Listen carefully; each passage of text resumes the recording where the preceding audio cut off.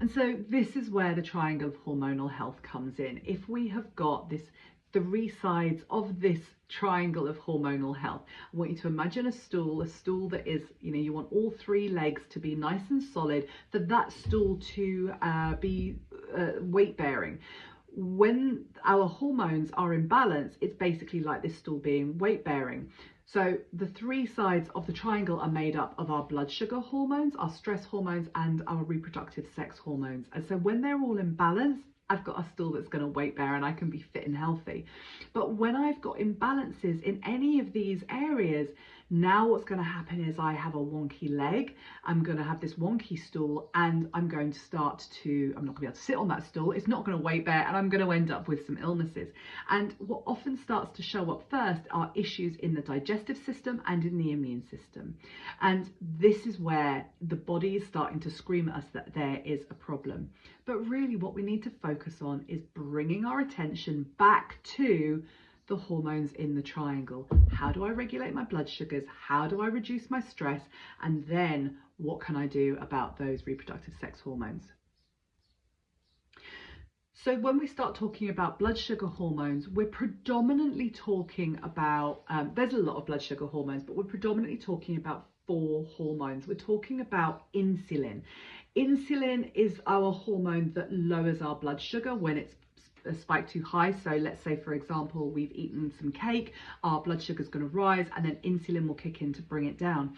But it also signals fat storing. So if we are eating a diet that requires the use of insulin a lot, we are absolutely going to be storing fat. Then we have a hormone called leptin, and leptin is our hormone that reduces our appetite. So when our leptin is in balance, our appetite is stable and it becomes reduced. Leptin also signals fat burning, so it's a really, really helpful hormone, and it also reduces our anxiety. So leptin is a really big friend when we're eating in a way that keeps it in balance. It's not a friend when we're not keeping it in balance. Then we have our ghrelin, or I like to call it the gremlin, because it's the noise that your tummy makes when you're hungry. So this is literally the hunger signaling hormone.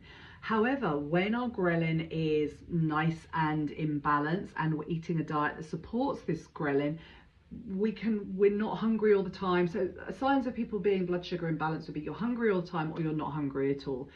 We need this healthy hunger mechanism. When our ghrelin is in balance, again, we have this reduced anxiety. So some parts of the puzzle start to make sense here.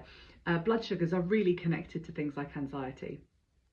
And the 4th hormone is one called cholecystokinin, or CCK. So this is our satisfaction. So when we eat food, we feel satisfied. But it's also incredibly important in our gut because it helps with the motility in the gut, pushing the food through. So it works very much, this gut and blood sugar. So a lot of the times when people are coming in and seeing me with irritable bowel syndrome, then one of the first things we're looking at is the diet to make sure it is blood sugar balancing. So then when we start to think about blood sugars, yes, we're going to talk about diet because that's really key, but we also have to understand the impact of stress hormones.